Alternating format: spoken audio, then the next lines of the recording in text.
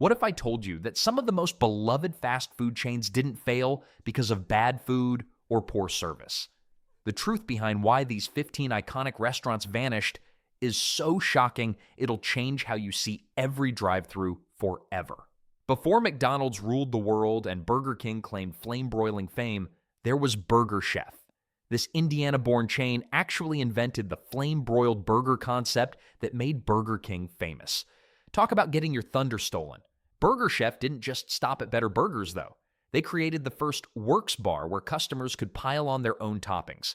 Revolutionary stuff for the 1960s when most fast food came pre-assembled and boring. By the early 70s, Burger Chef had exploded to over 1,000 locations across America. They were breathing down McDonald's neck, matching them store for store in many markets. The competition was getting fierce, and Burger Chef seemed ready to win. But here's where things get really interesting. Burger Chef invented something that would become a fast food goldmine, the kids' meal with a toy. They called it the Fun Meal, and it featured a burger, fries, drink, and a small toy all packaged together. Sound familiar? That's because McDonald's later borrowed this idea for their Happy Meals. The chain had everything going for them. Great burgers, innovative concepts, massive expansion, and kids begging their parents to visit. Yet by 1982, Burger Chef had completely vanished from the American landscape after Hardee's bought most of their stores and converted them. What happened to the chain that seemed destined for greatness? Well, Burger Chef's story reveals how quickly success can disappear, but they weren't the only major chain that America forgot. While Burger Chef was revolutionizing kids' meals, another giant was already dominating American highways with its unmistakable orange roofs. Howard Johnson's wasn't just a restaurant, it was a promise. That bright orange beacon meant your family road trip just got a whole lot better. The real magic happened with their ice cream counter, 28 flavors. Back when most places offered vanilla, chocolate, and maybe strawberry if you were lucky, Hojo's served up everything from butter crunch to pistachio. Kids would press their faces against the glass display case like it was Disneyland. But here's what made Howard Johnson's truly brilliant. They figured out something nobody else had. Why make travelers choose between a decent meal and a clean place to sleep?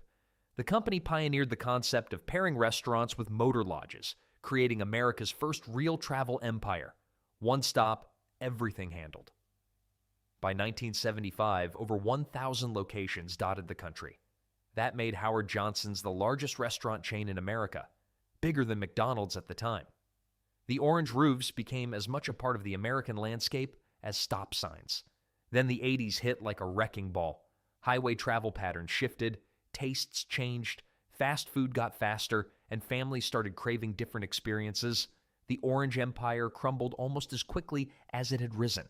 Speaking of distinctive architecture, another chain was catching attention with buildings shaped like actual barns. While other chains were building boring square boxes, Red Barn decided their restaurants should actually look like barns. Bright red roofs, wooden siding, and that unmistakable barn shape made every location impossible to miss. You'd be driving down the highway and suddenly spot this giant red barn selling hamburgers. Makes sense, right? But here's the thing about Red Barn. They weren't just playing dress-up with their buildings. These folks were seriously ahead of their time with food. The Big Barney Burger hit the scene as a massive double-decker creation, loaded with beef patties and special sauce. This was happening before McDonald's even dreamed up the Big Mac. Yet somehow, nobody talks about it today. Then, there's their salad bar situation. Most fast food places in the 70s were still figuring out how to flip burgers consistently, but Red Barn was letting customers build their own salads. They also served crispy fried chicken and pioneered self-serve drink stations that made dining feel more relaxed and personal. At their peak in the mid-70s, over 400 Red Barn locations dotted the Midwest and beyond. Families would pile into station wagons specifically to visit the barn-shaped restaurant down the road. The cult following was real, but when parent companies started shifting focus to other ventures, Red Barn quietly disappeared from the landscape, leaving behind only memories and the occasional abandoned barn-shaped building. Speaking of chains with sports connections, though, one particular restaurant had something even more unique going for it. Former NFL defensive end Gino didn't just tackle quarterbacks, he tackled McDonald's dominance head-on. After retiring from the Baltimore Colts in 1964, Marchetti opened his first restaurant with teammates Art Donovan and Alan Ameche. Smart move? The timing was perfect. Gino's hamburgers exploded across the mid-Atlantic like a championship touchdown drive. Their signature Gino Giant Burger packed 2 beef patties with special sauce, making it a serious competitor before the Big Mac even existed. But here's where things got interesting. Marchetti struck a deal with Colonel Sanders himself, becoming the first chain to serve both hamburgers and Kentucky Fried Chicken under one roof. Genius marketing or confusing customers? Well, it worked for a while.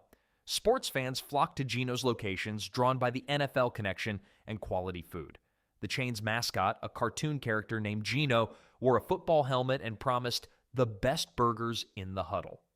By the mid-70s, over 100 locations dotted the eastern seaboard, particularly strong in Maryland, Virginia, and Pennsylvania. Then came the fumble. Rapid expansion without proper quality control killed the magic. New franchisees couldn't maintain standards. Customer complaints piled up faster than sacks on a rookie quarterback. Financial troubles mounted, and by 1982, most locations had converted to Roy Rogers or simply closed. But speaking of chains that expanded too fast, wait until you hear about Lum's wild ride with beer-steamed hot dogs, Miami in 1956. Stewart and Milton Lum opened a tiny hot dog stand with one crazy idea that would make them famous. They steamed their hot dogs in beer. Sounds weird? Well, it worked. The beer gave the hot dogs a unique flavor nobody else could copy. Word spread fast through Miami, and soon people were driving across town just to try these boozy franks. The brothers didn't stop there. While other fast food joints stuck to basic burgers and fries, Lum's went wild with their menu. They served thick clam chowder, deli-style pastrami sandwiches, and corned beef that looked like it came straight from New York. This wasn't typical fast food at all. By the late 60s, Lum's had exploded to over 400 locations nationwide. The beer-steamed hot dogs became their calling card, but the variety kept customers coming back. You could get a hot dog for lunch and clam chowder for dinner at the same place. Then disaster struck in 1971. Colonel Sanders himself bought the chain, hoping to expand beyond just chicken. But the weird part is, he had no clue how to run a hot dog business. The rapid expansion had already stretched Lum's too thin, and Sanders made it worse. Within just a few years, most locations had closed their doors forever. But speaking of chicken chains, making big promises.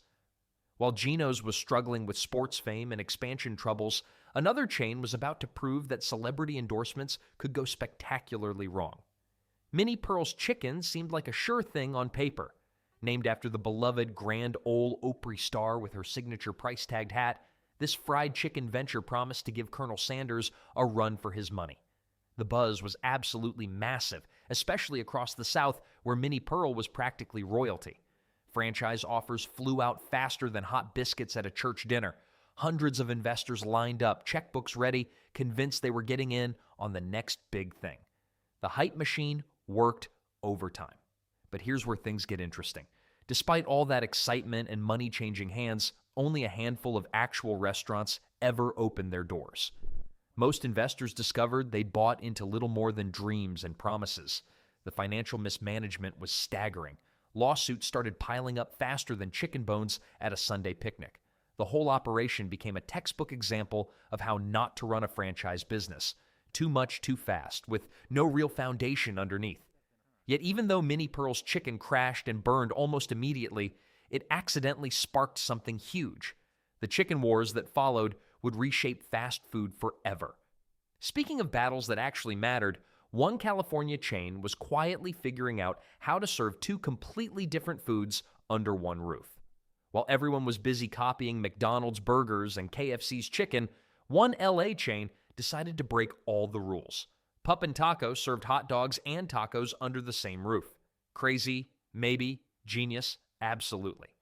Founded in 1956, this wasn't just another fast food joint trying to play it safe. Hot dogs made sense for American palates, but tacos?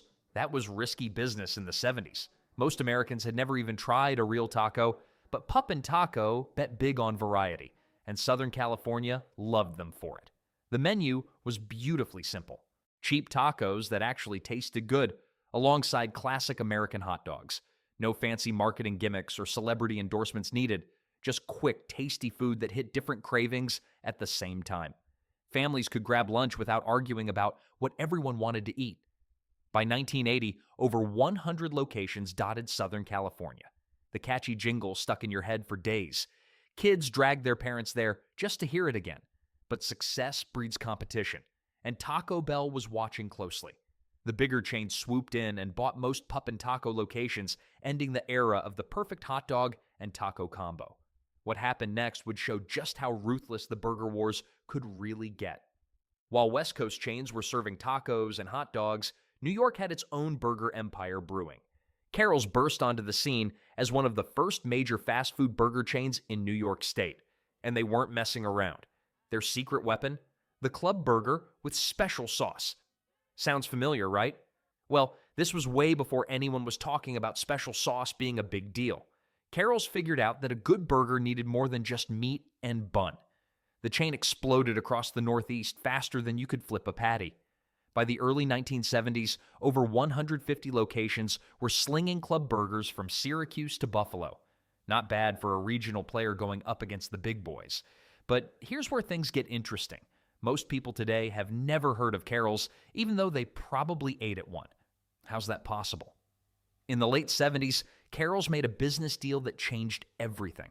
Most of their locations got converted to Burger King franchises practically overnight. The Carrols name vanished, but the building stayed. The crews stayed. Even some of the recipes probably stuck around. Makes you wonder how many lost chains are actually hiding in plain sight, doesn't it? Speaking of hidden gems, there was another chain that brought something completely different to American fast food. While everyone else was flipping burgers, one chain decided to cross the Atlantic for inspiration. Arthur Treacher's Fish and Chips brought proper British pub food to American strip malls, complete with hand-battered cod and chunky fries that actually looked like chips. The timing couldn't have been better.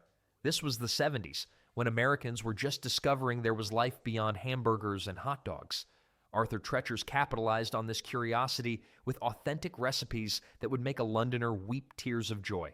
Their fish was crispy on the outside, flaky on the inside, and served with malt vinegar that most Americans had never even heard of.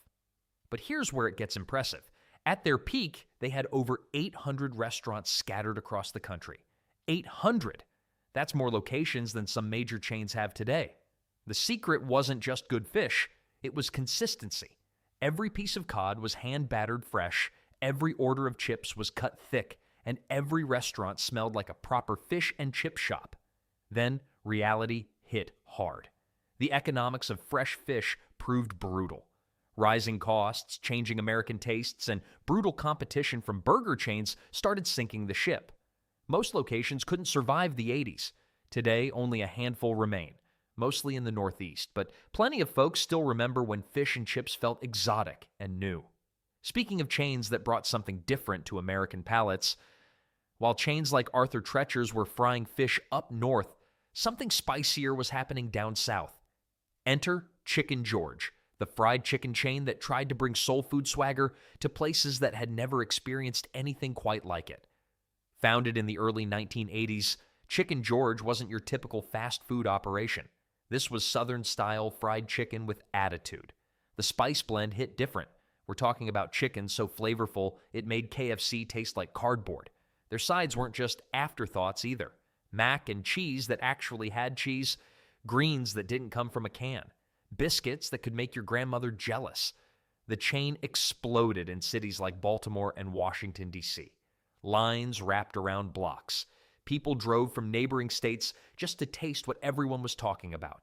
The advertising was bold, unapologetic, and spoke directly to communities that felt ignored by mainstream fast food. But here's the brutal reality of the chicken wars. Being good isn't always enough. Chicken George faced an uphill battle against giants with deeper pockets and wider distribution networks. Store by store, the competition squeezed them out. By the late 80s, most locations had shuttered. Yet ask anyone from Baltimore about Chicken George and watch their eyes light up. Sometimes the best flavors burn brightest before they disappear. Speaking of burning bright, there was another burger chain that promised bags full of flavor for pocket change. Before McDonald's golden arches dominated every street corner, Henry's Hamburgers was serving up cheap thrills to teenagers across America. This chain opened in the 1950s and quickly figured out what kids with empty pockets really wanted. Their signs promised something almost too good to be true. A bag full of burgers for $1. That wasn't marketing fluff either. You could actually walk out with enough burgers to feed your whole crew for the price of a single meal today. Makes sense why teenagers flocked there, right? Henry's became the go-to spot for late-night adventures. Picture this. It's 1965, you've got your dad's car keys, and your friends are crammed into the backseat arguing about where to grab food. Henry's Drive-In was the obvious choice. Cheap food, fast service, and nobody judging you for ordering 6 burgers at midnight. By the mid-60s, over 200 Henry's locations were scattered across the country. The formula worked perfectly until the big chains started playing dirty. McDonald's and Burger King began their aggressive expansion campaigns, buying up prime real estate and undercutting prices wherever possible. The weird part is how quickly Henry's vanished. One day, they were everywhere. The next, they were memories. Most locations disappeared by the early 80s, though a few stubborn holdouts still served those dollar burgers. But speaking of chains that copied successful formulas, White Tower had been perfecting that strategy decades earlier. While everyone talks about White Castle being the original Slider King, there was another tower making moves in the burger game. White Tower launched in 1926, basically copying White Castle's homework but adding their own flair. These weren't just burger joints, they were architectural statements. Picture gleaming white Art Deco towers rising from city corners like miniature skyscrapers. The interior sparkled with bright lights and chrome, making every meal feel like stepping into the future. Their small square burgers cost a nickel, same as White Castle, but White Tower had something extra going on. The chili was legendary.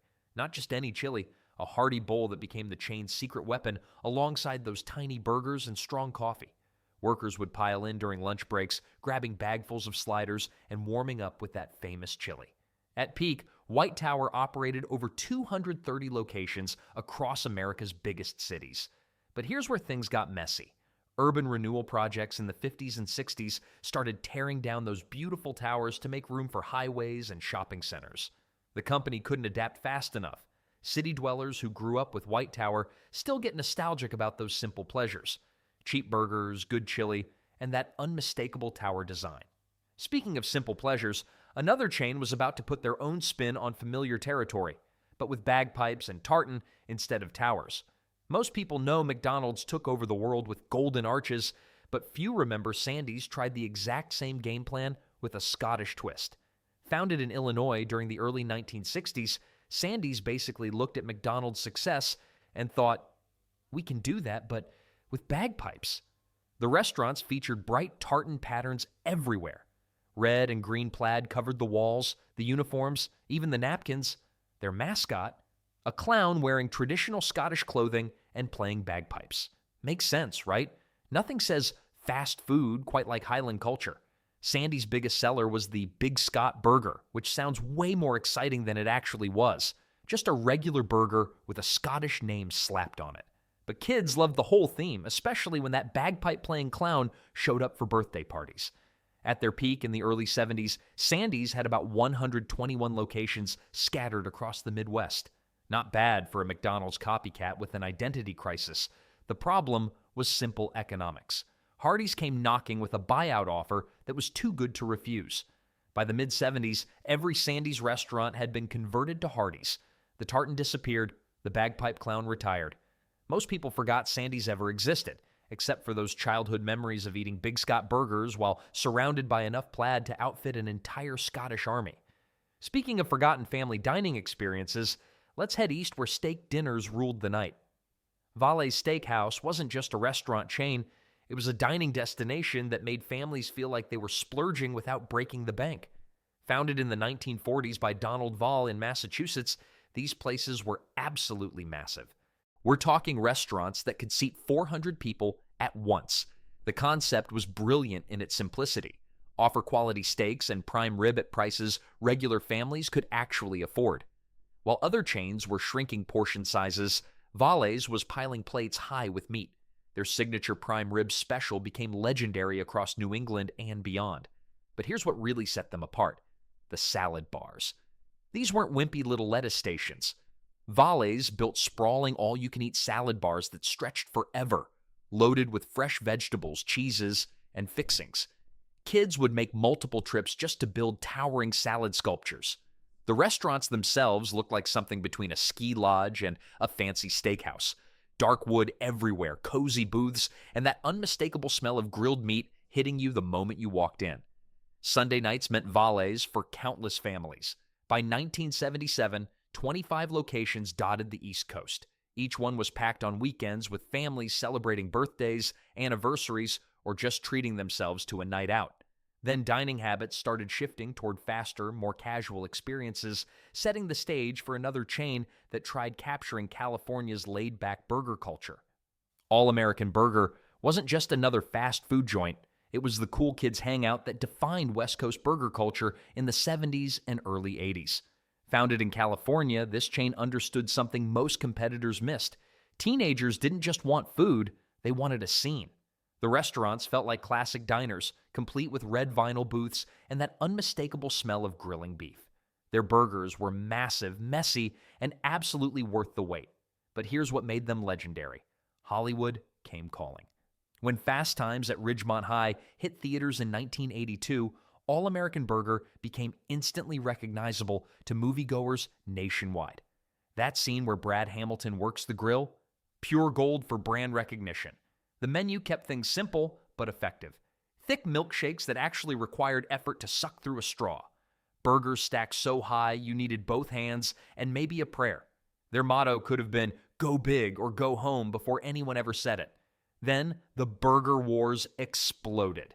McDonald's, Burger King, and Wendy's fought for every corner with massive marketing budgets and rapid expansion. All-American Burger couldn't keep up with the corporate giants. By the late 80s, most locations had vanished. The chain that once represented the perfect California burger experience became just another casualty of fast food consolidation.